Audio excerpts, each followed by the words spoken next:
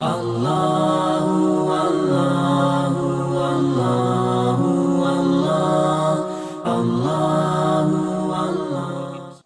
When I attended the conference, people said to me, why don't you mention Naat Khwan or Peers, meaning soft targets? Why? Because if I refute an overweight Naat Khwan who comes and does his Naat and goes home, there will be no consequences. But when you are critical of something which affects all Muslims, then there are after effects. This is why I say it is easy to have refutations within Muslims. Why? Because we know there will be no blowback. But how many of our ulama are dealing with the EDL? How many of our ulama are dealing with Tommy Robinson?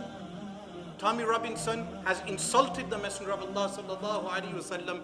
How many of us have challenged him to a debate on live television?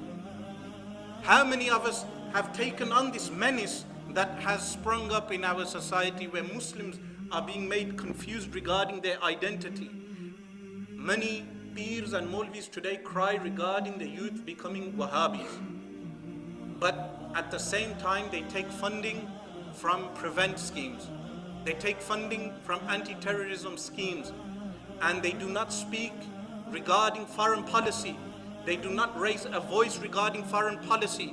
They do not tell our youth that joining the British Army is impermissible haram. Joining the British Army, if you look at most young Muslims who joined the British Army, you will find that when they join the army, they become atheists. So which scholar, which of our muftis has given a fatwa in this country that it is impermissible to join the British Army? It is easy to refute Wahhabis and Deobandis and Shia amongst ourselves. Let me tell you something. Sidi Ayman Abdul Qadir, who was a person who accepted Islam and was Muslim for over 40 years, mentioned to me that when he went to live in Palestine, he met a Christian priest, an English Christian priest. He said to the English priest, "You have lived in Palestine for a long time. Have you made Muslims into Christians?" He said, "We do not go to Palestine to make Muslims into Christians. We know we are unable to do that. We go to Palestine to give the Muslims hammers.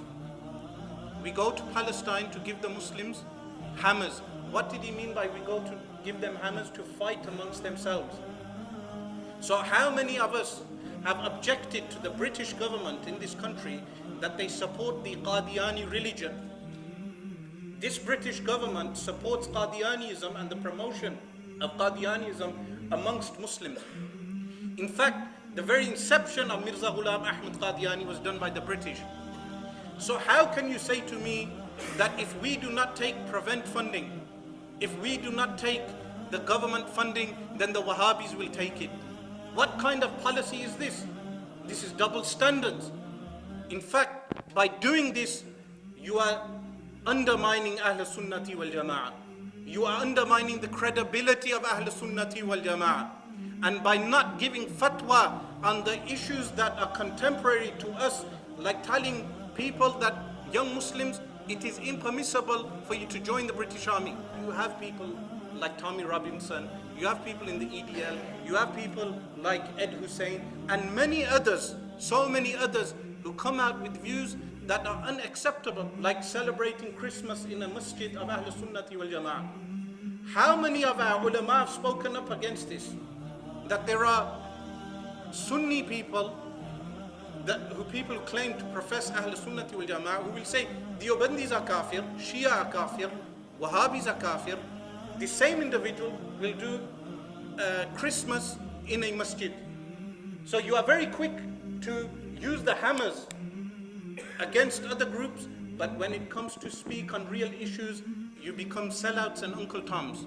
This is the situation that we are facing, and this is some of the things that we need to tackle. Remember.